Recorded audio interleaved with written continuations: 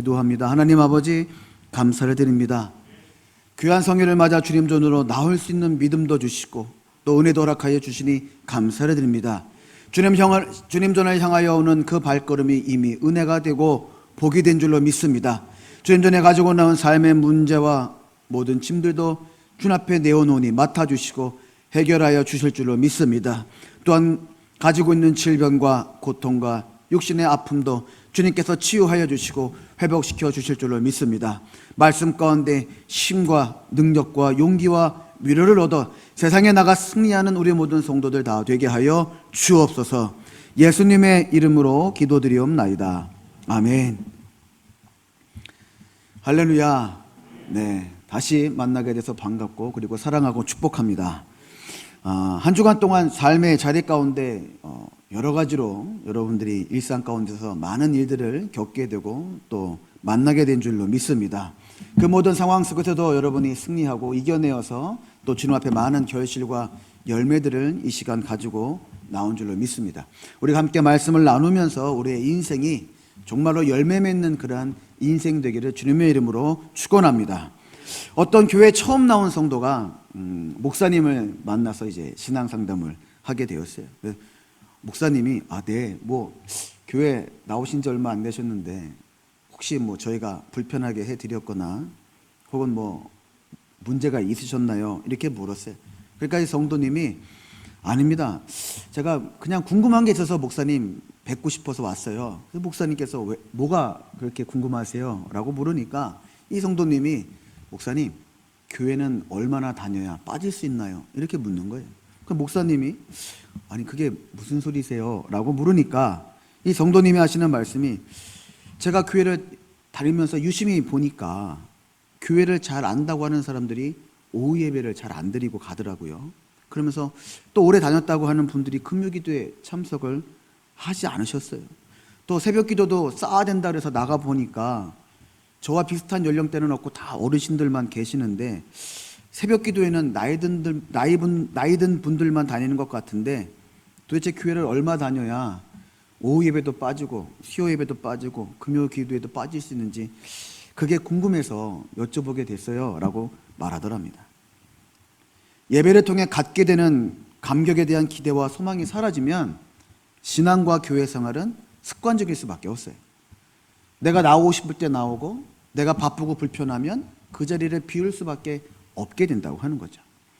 신앙의 연수가 쌓이면 쌓일수록 믿음이 더 뜨거워지고 신앙이 더 회복되어지고 성령 충만, 믿음 충만, 은혜 충만해야 되는데 오히려 하나님은 형식적으로 남아 계시고 또 가치가 없는 유명무실한 신앙인이 되어서 우리의 마음은 화석화되어 돌처럼 딱딱해져가지고 그 신앙이 죽은 사람처럼 살아가는 성도들이 이 땅에 많이 있다고 하는 겁니다. 그렇기 때문에 십자가를 봐도 눈물이 나오지 않는 것이고 성경을 읽어도 가슴 한구석이 뜨거워지고 찔리는 일들이 일어나지 않는다면 신앙이 성숙해서 그런 것이 아니라 심각한 신앙의 나병이 들어 내가 죽어가고 있다고 하는 것입니다. 주님의 날 거룩한 성회를 지키는 우리 성울가족 모두들에게는 이 시간 신앙의 첫사랑과 첫 감격과 첫 감동이 일어나는 복된 시간 되기를 간절히 축원합니다. 코로나19 팬데믹 속에서 많은 사람들이 교회를 걱정했어요. 교회 다니는 사람뿐만 아니라 교회를 다니지 않는 사람들조차도 교회를 걱정하며 염려하는 시대에 살아가고 있어요. 종교가 없어질 것이고 종교인들이 위기를 만날 것이고 신앙인들이 힘들 것이다 라고 말하면서 특별히 개신교회의 위기를 논하고 있었어요. 그런데 의외의 결과가 나왔습니다. 목회 데이터 연구소라고 하는 곳에서 미국에서 이제 조사한 내용을 인용해서 발표했는데 코로나19로 인해서 교회가 어려워지고 성도들이 위기를 만난 것이 아니라 오히려 세계적으로 종교의 신념이 강하게 되는 그러한 일을 만들어냈다라고 이렇게 조사 결과를 발표했어요. 그래서 어떻게 그런 결과가 나왔나 제가 봤더니 전 세계 경제 선진국 가운데 14개국만 이제 조사를 했어요. 근데 경제 선진국 하면 지금 코로나가 심하게 창궐한 나라들이 대부분 경제 강국인 나라들이죠. 그 나라 14개국, 우리나라도 포함되어 있습니다. 조사하니까 거기에서 미국의 28%가 나는 종교적 신념이 더 강해졌다 라고 말하고, 스페인이라고 하는 나라, 뭐 10,000명, 20,000명, 30,000명씩 코로나가 창궐해서 나라를 셧다운했던, 락다운했던 그 나라는 그 국민들이 16% 이상 나는 종교의 그런 신앙에 대한 믿음이 더 강건해졌다라고 말하고, 우리나라는 몇 프로냐? 우리나라는 10%나 그 신앙심이 강해졌다라고 이렇게 조사했다 하더라고요. 지금 한국의 많은 성도님들 또 많은 사람들이 교회를 얼마나 걱정하고 염려해요. 제가 설교 때마다 말하죠. 걱정해 주지 말라고, 염려해 주지 말라고. 우리는 그 정도의 신앙을 가진 성도가 아니라고.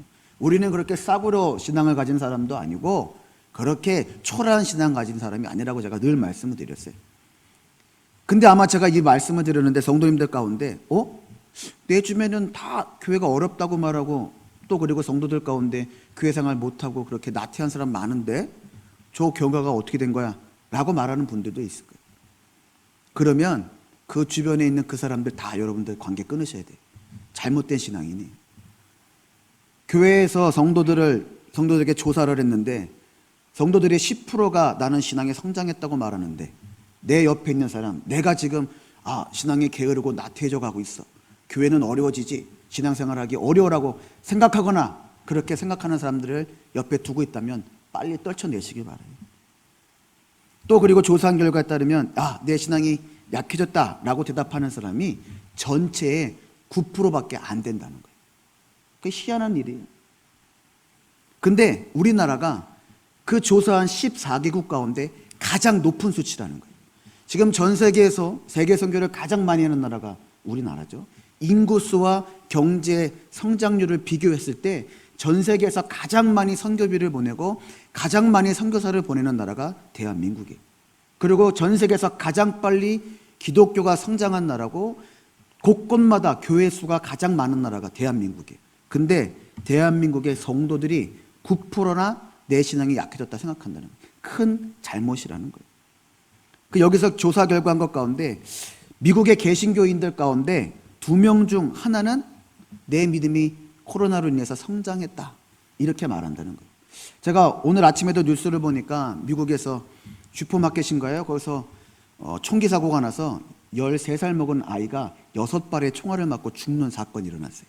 그러면 지금 미국은 코로나 때문에 온 나라가 총기 사고, 사람들이 분노를 못 참아서 분노를 표출하고 막 범죄가 일어나는 그 세상 속에 사는 사람들도 2명 중에 하나는 나는 믿음이 성장했다라고 그렇게 말한다는 거예요.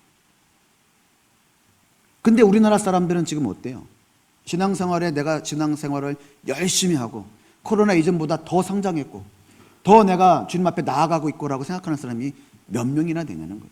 만약 이 자리에 앉아 계신 분들 가운데 우리가 지금 교회 드릴 때마다 수가 있는데, 여러분들이 아는 10명 가운데 단 한 명이라도 나는 믿음이 성장해서 나는 죽기를 각오하고 신앙생활 하고 있어라고 해야 된다는 거예요. 그런데 과연 우리 입에서 신앙생활하면서 그런 말들을 얼마나 하고 있냐는 거예요. 미국은요, 개신교인들 가운데 49%가 내 신앙이 성장했다고 말했다는 거예요. 캐톨릭은요, 성도들 가운데 35%가 나는 신앙이 성장했어라고 대답한대요. 그리고 기타 종교, 나머지 이상한 종교들은 5%나 믿음이 성장했다고 말한다는 거예요. 또 우리나라의 경우 같은 경우는 신앙이 없는 무종교인들을 대상으로 2017년에 조사를 했어요. 지금 종교의 필요성을 느끼십니까? 라고 물었더니 40%가 나는 종교를 가져야겠습니다 라고 대답을 했다는 거예요. 근데 작년도 2020년에 조사를 하니까 49%가 나는 무조건 신앙을 가져야겠다라고 이렇게 그 조사 결과를 내었다고 해요. 오히려 코로나를 겪으면서 많은 사람들이 신앙을 버리고 안 믿겠다고 하는 게 아니라 이 교회가 비난받고 비판받는 이때에 안 믿는 사람 2명 중에 하나는 교회를 다녀야겠다라는 믿음을 갖고 있다는 거예요. 여러분 어떻게 생각하세요? 지금 이 결과가 우리에게 시사하는 바가 크어요. 모든 나라가 위기라고 말하고 종말의 서막이라고 말하는 이 코로나 위기 속에서 오히려 복음을 전하고 죽어가는 영혼을 구원할 수 있는 절호의 기회를 우리들이 맞고 있다고 하는 거예요. 그동안 육체의 안일과 물질의 무력에 빠져가지고 나태해져 있고 게으러 있고 안일했던 성도들이 이제 다시금 내 삶을 돌아보면서 인간의 욕심과 욕망으로 인해서 단절되었던 하나님과 관계를 회복해야 되는 은혜의 시간을 맞고 있는 줄로 믿습니다. 우리 교회와 우리 성도님들은 이 귀한 시기를 잘 지내서 첫 신앙을 회복하고, 사람들이 말하는 위기라고 말하는 거, 신앙이 물러갔다고 하는 건, 종교가 죽었다고 하는 이 시대에 아니야. 하나님은 살아계시지. 지금도 역사해 주시지. 환난과 위기 가운데 길을 내서 보호해 주시고 인도해 주시고 구원하고 계시지라고 하는 그 믿음을 확실하게 발표하고 전하고 선포할 수 있는 저와 여러분 모두가 되시길 간절히 축원합니다. 오늘 말씀은 바로 열매 맺는 인생입니다. 예수님께서 십자가를 지시기 전에 썩어지는 미랄에 대한 교훈을 알려주고 계세요. 우리가 너무도 잘 알고 있는 미랄이 이 땅에 떨어져 죽어야만 많은 열매를 맺을 수 있다고 하는 그 말씀을 우리에게 알려주고 있어요. 여기서 떨어져 죽는 미랄은 바로 예수 그리스도께서 십자가에서 죽는 사건을 말씀하고 있는 거예요. 주님의 헌신과 희생으로 이 땅의 모든 인류가 구원받게 되는, 영생을 얻게 되는 결실을 맺게 되었습니다. 우리도 이 신앙의 신비로운 그러한 은혜를 잘 따르고 구해야 될 줄을 믿습니다. 많은 사람이 전염병으로 위기를 맞고 있는 이때에 육신의 병에서 낫는 것, 그게 문제가 아니라 내 영혼이 정말로 영생을 얻도록 구원받는 게 더 중요한 그러한 일이다 라고 하는 것을 우리가 나타낼 수 있는 성도들이 되어야 된다고 하는 것입니다. 작은 미랄이 되어서 우리를 위해 희생해 주신 예수님의 삶을 오늘 말씀을 통해 우리가 잘 배우면서 작은 미랄의 인생을 기억하고, 그저 세상 사람들이 말하는 한 번 왔다 가는 그런 짧은 인생이 아니라 하나님께서 나를 통해 하늘의 열매도 맺게 하시고 영혼의 열매도 맺게 하시고 자손만대의 복을 누리게 하시는 열매 맺는 인생의 은혜를 누리는 저와 여러분 모두가 다 되시기를 주님의 이름으로 간절히 축원합니다. 첫 번째로 열매 맺는 인생이 되기 위해서는 가지와 결별하는 과정이 반드시 필요합니다. 오늘 말씀은 예수님께서 인류를 구원하시기 위해서 미랄이 되셨던 그 장면, 또 그리고 제자들과 이별했던 그 장면을 염두에 두시고 하신 말씀이었어요. 미랄이 가지에 붙어 있는 한 그 미랄은 죽을 수도 없고 많은 열매를 맺을 수도 없습니다. 미랄의 순간 인생은 죽어짐으로 거름이 되는 것, 그래서 싹이 나서 그 싹이 줄기가 되고 잎이 되고 꽃을 피우고 열매를 맺게 하는 것, 그게 바로 미랄의 숭고한 인생이라고 하는 거죠. 그러려면 가지와 이별하지 않으면 안 된다고 하는 거예요. 다시 말해서 주님께서 미랄이 되기 위해서는 세상과 이별하고 사랑하는 사람들과 이별하는 아픔을 겪어야만 되었다는 거예요. 우리의 생각으로 볼 때 예수님께서 십자가 달려 돌아가실 때 나이가 33살이었어요. 제가 이 33살이라고 하는 나이를 제가 돌아보니까 제가 33살일 때 뭐 미쳐 날뛰었던 것 같아요. 하고 싶은 거 있으면 해야 되고, 또 그리고 주님의 일을 하면 뭐 선교지 가서 몇 시간을 타고 가서라도 그걸 일을 하고 새벽에 돌아오더라도 그 일을 해야만 됐던 그때 시절이었던 것 같아요. 뭔가 하나 꽂히면 반드시 내가 이건 하고야 말겠다 했던 시절이 33살이었던 것 같아요. 그렇다면 우리 주님께서 그 33살에 십자가를 지셔야 되는데 얼마나 한창일 때의 나이겠어요. 가장 정열적이고 하려면 뭔가 마음을 먹으면 무엇을 부숴서라도 하고 싶은 마음이 가득했던 때였을 것 같아요. 이처럼 할 일이 많은 세상에서, 하고 싶고 또 많은 세상에서 33살에 죽어야 했다고 하는 것, 그것만큼 아쉬움이 크고 억울함이 많은 나이도 없었을 것 같아요. 그런데 주님께서 십자가에서 죽으심을 통해 하나님의 영광을 이루어내셨다는 거예요. 하나님의 영광을 위해서 자신의 죽음을 선택하셨다는 거예요. 내가 가장 많은 것을 할 수 있고 많은 경험을 할 수 있고 많은 것을 배울 수 있고 많은 열매를 맺을 수 있는 그때에 오히려 당신의 목숨을 십자가에 내어 던지셨다는 거예요. 뒤도 돌아보지 않으시고 오직 십자가만을 지기 위해 길을 가셨습니다. 여러분, 마지막으로 세상을 떠나는 주님의 심정이 어떻겠어요? 주님은 할 일 많은 이 세상에서 뭔가를 하고 싶으셨을 거예요. 당신이 사랑했던 제자들과 이별하는 것을 원치 않으셨을 거예요. 그 마음이 아마 젖먹이를 떼어놓고 세상을 떠나야 되는 어미와 같은 마음이었을 거예요.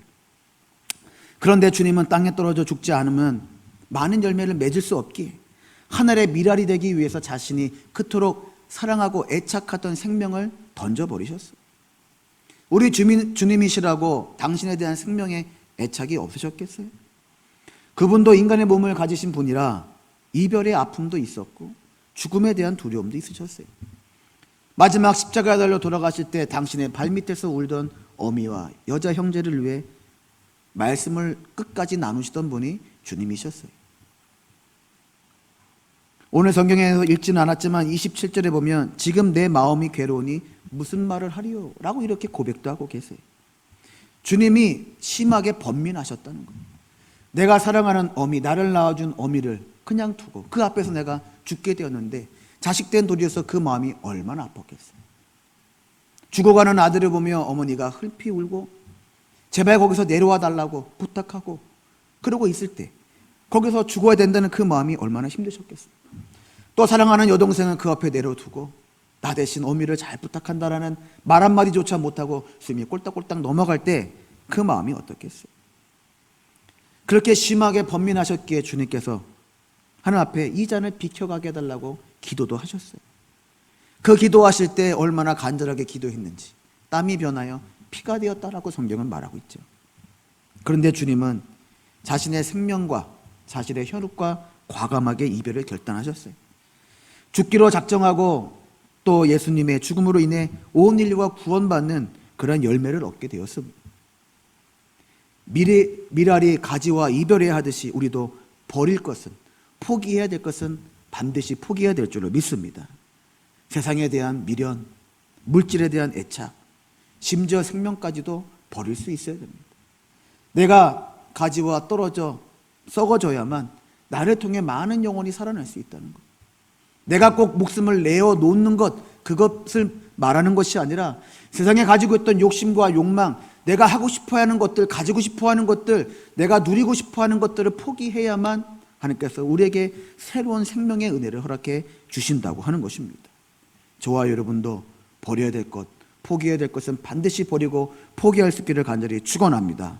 두 번째로 열매 맺는 인생이 되기 위해서는 떨어지는 아픔이 있어야 합니다. 주님께서 자신의 죽음을 미랄로 비유하신 데는 의미심장한 이유가 있었습니다.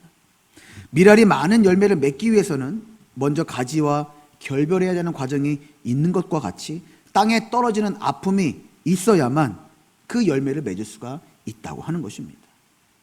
주님께서도 모든 아픔을 친히 온몸으로 느끼셔야만 했습니다. 주님의 아픔과 고난은 십자가의 아픔이셨죠. 그런데도 우리 주님은 십자가의 아픔을 피하지 않으셨다는 거예요. 오히려 십자가상에서 주님이 인류를 위한 미랄이 되어 주셨고 희생의 미랄이 되어 주셨어요. 우리 주님은 죄가 없으신 분이셨죠. 그 험하고 위험한 형벌을 받아야 만한 그런 이유가 조금도 없으셨어요. 의인임에도 불구하고 처참하고 잔혹한 십자가의 형벌을 받으셔야만 했어요. 성경에서는 기록하고 있지 않지만 이미 당시에 예수님을 쫓는 무리들을 핍박하고 박해하던 시절이었어요. 그러면 주님께서 말씀을 전하며 온 도시를 다니실 때 잡혀가 끌려간 사람들이 있을 거예요. 주님과 같이 똑같이 채찍을 맞고 피를 토하고 조롱을 받고 침뱉음을 당하고 십자가에 달려 죽었던 자신의 사랑하던 무리들이 있었을 거예요. 그 무리들을 볼 때 어떤 마음이 들었겠어요? 우리가 집안에 아픈 사람이 있으면 아픈 사람을 볼 때 마음이 참 달라지죠. 특별히 이제 암투병하는 가족이 있으면 옆에 사람 누군가 암이 걸렸다 하면 그 마음이 정말로 애잔합니다.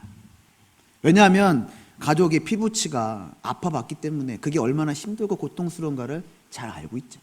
내가 몸소 겪지는 않았지만 내 피부치라서 그 사람이 아픈 걸 봤기 때문에 그 사람이 느끼는 것보다 더 힘든 아픔을 겪고 누리며 살아요. 근데 옆에서 누군가 똑같은 질병이 있고 그러면 마음이 아닐 거야 라는 마음이 제일 먼저 들고 아니었으면 좋겠어 라는 마음이 들고 만약 맞다면 초기면 좋겠다. 수술해서 얼른 떼어내고 빨리 회복해서 일상으로 돌아오면 좋겠다 라는 마음이 들죠. 그러면서 그래 전이나 또 다른 발병은 없을 거야 라는 믿음으로 기도해요. 그 마음이 사람의 마음이죠. 우리 주님께서 십자가를 지셔야 될 때 어떤 마음이셨겠어요? 나보다 앞서간 형벌을 받은 내 무리들이 있을 거 아니에요. 주님께서 하나님께서 맺어주신 그 인연들이 다 있는데 그 사람들이 나 때문에 채찍을 맞고 조롱을 받고 십자가에 달려 죽는 모습을 다 보셨을 텐데 어떠셨겠어요? 아마 그 언덕은 보기도 싫었을 것 같아요. 십자가의 시옷자도 듣기 싫었을 것 같아요. 그리고 말씀을 전하는 언덕에 올라갈 때마다 내가 이제 이 언덕을 언젠가 다시 올라 십자가를 져야 되는 상황이 오겠구나, 그런 마음이 드셨을 거 아니에요. 또 그러면서 언덕을 보면서 나를 따르던 무리들이 나 때문에 저 언덕에서 십자가를 지고 죽었겠구나 라는 생각이 드셨을 거예요. 우리 주님이 그 형벌을 친히 받으셨다는 거예요. 그 마음을 가지고 받으셨다는 거예요. 근데 주님이 그 십자가를 지실 때 주님의 자존심이 이미 땅바닥에 다 떨어져 버렸어요. 재판받을 때 그 재판장에서 사람들에게 침뱉음을 당하시고 조롱을 받으셨죠.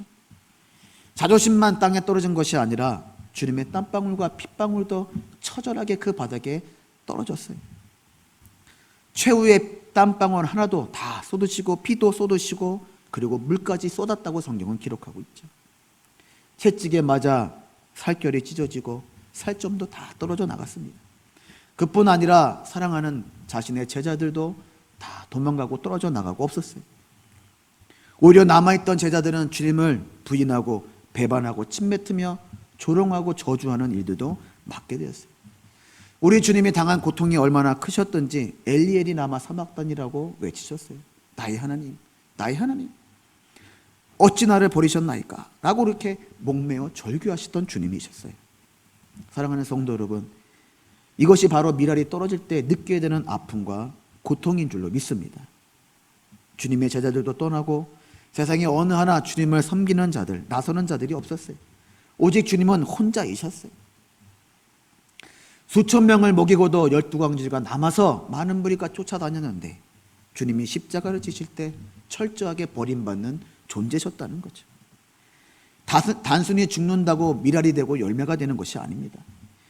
미랄이 된다고 하는 것을 쉽게 생각해서는 안 된다고 하는 거예요.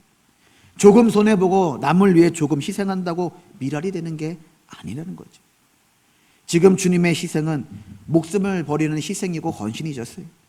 주님께서 오늘 본문에서 말씀하신 미랄의 교훈은 십자가를 의미하는 것입니다. 물질 문명 속에서 살아가는 현대인들, 부와 출세를 지향하는 요즘 사람들은 이 말씀이 엄청난 도전이 아닐 수 없어요. 요즘 사람들은 결코 희생을 원치 않습니다. 결코 헌신을 원치 않아요. 왜냐하면 희생하고 싶은 마음이 요만큼도 없고 헌신하고 싶은 마음이 요만큼도 없어요. 그러한 사람을 찾기도 힘든 시대에 살아가고 있어요. 오히려 더 많이 갖고 싶어하고 더 누리고 싶어하고 더 출세하고 싶고 더 높은 자리에 올라앉고 싶어하는 세상이 가득한 이 땅입니다. 우리는 오늘 이 말씀을 통해 내 신앙의 큰 다짐을 해야 될 줄로 믿습니다. 하나님, 작은 미랄이 되게 하여 주옵소서. 작은 미랄이 되어 주님의 영광을 나타내게 하여 주옵소서. 주님과 같이 십자가의 아픔을 감수하는 성도가 되게 하여 주옵소서라고 하는 결단을 가져야 될 줄을 믿습니다. 만약 이와 같은 결단이 힘들다면 기도하시길 바라요. 주님, 내가 미랄이 되게 해 주옵소서. 이기심이 강하고 희생할 줄 모르는 나를 불쌍히 여겨 주옵소서라고 기도해야 될 줄로 믿습니다. 그러면 능히 도우시는 성령님께서 연약한 우리를 도우사 아름다운 미랄과 같은 삶을 살도록 인도하여 주시고 또 그 은혜를 구하는 대로 누리며 살아가는 우리 모두가 되게 해 주실 줄로 믿습니다. 그 은혜를 누리는 여러분 되시길 간절히 축원합니다. 세 번째로, 많은 열매를 맺는 인생이 되기 위해서는 죽는 희생이 반드시 필요합니다. 이 땅의 모든 사람들은 다 천국 가고 싶어 합니다. 예수를 믿지 않는 사람들조차도 불교 신자들은 극락에 가고 싶어 하죠. 그런데 사람들은 죽음이라는 문턱을 넘기를 싫어해요. 그런데 죽으려면, 천국에 가려면 반드시 죽음의 관문을 넘어서야만 됩니다. 많은 열매를 맺기 위해서는 미랄이 죽어야만, 그러야만 열매를 맺는 것이 당연한 거예요. 그래서 우리 주님께서 미랄이 되려고 자청하셨어요. 당신이 십자가에서 죽어야만 인생의 영혼을 구원할 수 있기에 십자가의 희생을 자처하셨던 것입니다. 미국의 필라델피아에 가면 4명의 군목을 위한 교회가 하나 있지요.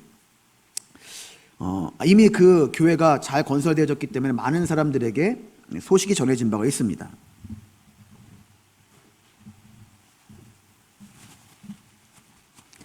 그 이야기가 뭐냐면 제2차 세계대전 때 군함에 복무하던 4명의 군목을 기념하기 위해서 그 교회를 건축했다고 해요. 대서양을 건너던 군함이 큰 태풍을 만나서 이제 좌초되고 파손되어서 배가 이제 가라앉기 시작했는데, 그 배에 있던 유대교 랍비 군목 한 명과 천주교 신부 군목 한 명, 그리고 개신교 목사님 군목 2명이 가라앉는 배 속에서 모든 대원들이 이제 구명조끼를 입고 구명정으로 탈출하는데 구명조끼가 부족한 거예요. 그래서 그 4명의 군목이 같이 너나 할 것 없이 자신의 구명조끼를 벗어서 그 구명조끼가 부족한 군인들에게 다 나눠줬다고 해요. 그리고 다 구명정으로 이동할 수 있도록 도와주고 자신들은 배에 남았다고 합니다.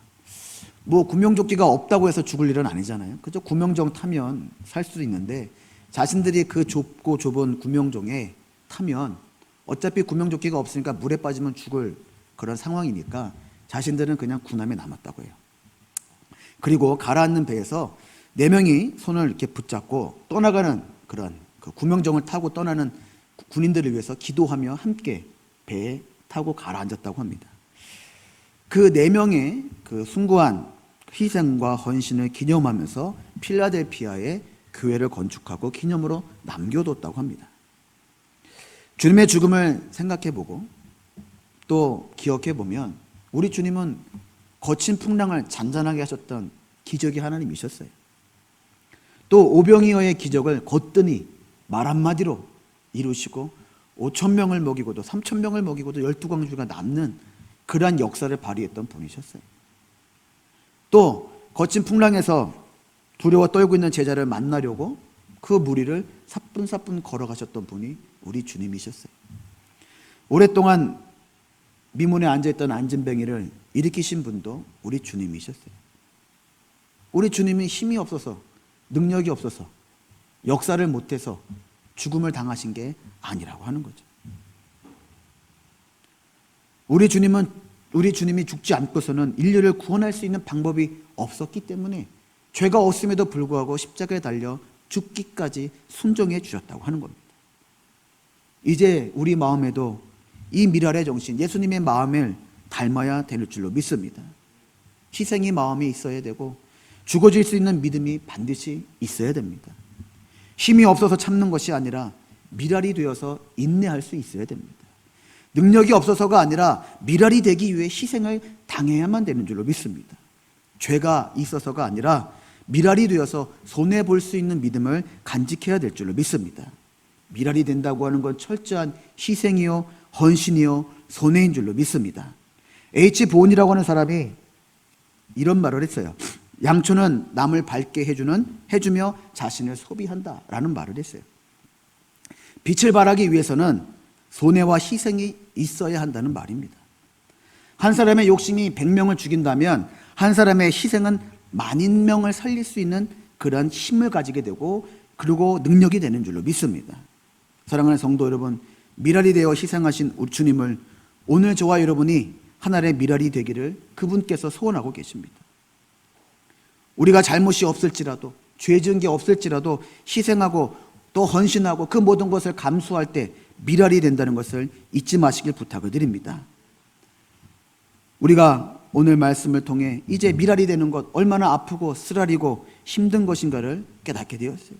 그러나 그것이 결코 손해도 아니고 또 그리고 피해가 아니라고 하는 것, 그것이 주님께 바쳐진 삶이라는 것을 믿으시고 육신의 희생과 헌신을 통해 날마다 하나님의 은혜를 풍성히 그리고 가득히 얻어 누리는 열매 맺는 인생 모두가 되기를 주님의 이름으로 간절히 축원합니다.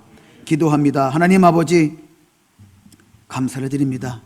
이 땅을 살아가며 세상의 것, 인간적인 것을 쫓아 살아가며 미랄이 아니라 사람들을 끌어내리고 사람들을 힘들게 하는 인생을 살지 않게 하여 주옵소서. 주님 말씀대로 주님이 살아가신 대로 하나의 미랄이 되어 썩어져 죽어 아픔을 당할 때 만인이 구원받고 만인이 영생을 얻는다는 것을 기억하게 하여 주셔서 미랄되는 인생, 열매 맺는 인생을 통하여 자손 만대복을 누리는 우리 모두가 다 되게 하여 주옵소서. 예수님의 이름으로 기도드리옵나이다. 아멘.